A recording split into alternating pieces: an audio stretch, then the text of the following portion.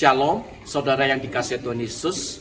Dalam kisah sejarah kekristenan dikisahkan bahwa Chrysostom, seorang bapak gereja yang berasal dari Konstantinopel, ditangkap oleh Kaisar Romawi. Seusai penangkapan daripada Chrysostom, sang kaisar kemudian mendiskusikan dengan penasihatnya apa yang harus dilakukan kepada Chrysostom. Apakah kita akan masukkan dalam penjara?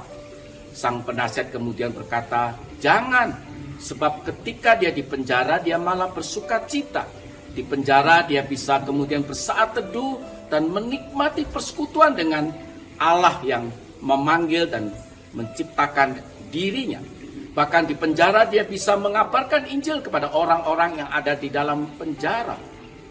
Kalau demikian, apakah kita akan siksa dia supaya dia menyangkali iman dia kepada Allah Bapa?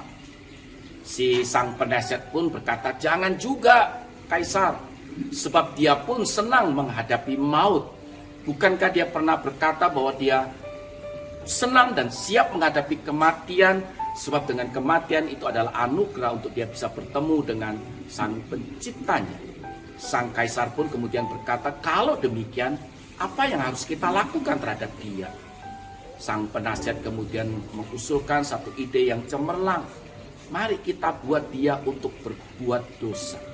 Tidak ada satupun yang dia takuti, kecuali dia berbuat dosa dan menyedihkan hati daripada Allah yang mengasihi dirinya. Dan itulah yang membuat dia menderita. Saudara, itu pun yang terjadi daripada kisah tentang Daud yang diungkapkan dia dalam Mazmur 51.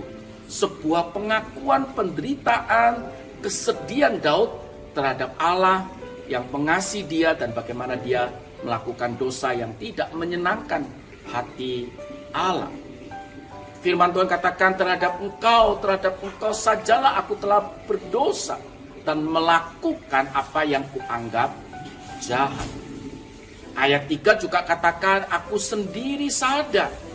Saudara, kata sadar ini dipakai oleh Daud tidak sekedar menyatakan pengakuan dosanya yang menyedihkan hati Allah Bapa, tetapi juga terungkap nada syukur bahwa Allah masih mengingatkannya melalui nabinya, yaitu Nabi Nathan, untuk menyadarkan dia, membuat dia kembali kepada Allah yang sudah memilih dia.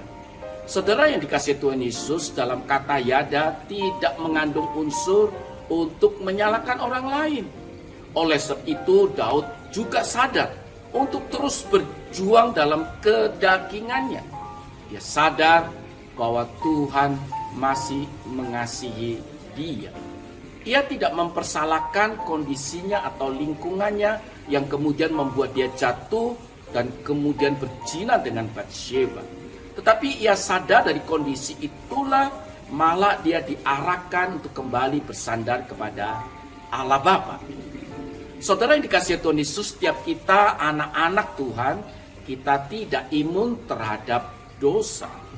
Firman Tuhan katakan dalam Mazmur 51, katakan, aku senantiasa bergumul dengan dosaku. Ini memaparkan suatu fakta bahwa godaan itu hadir setiap saat dalam hidup kita.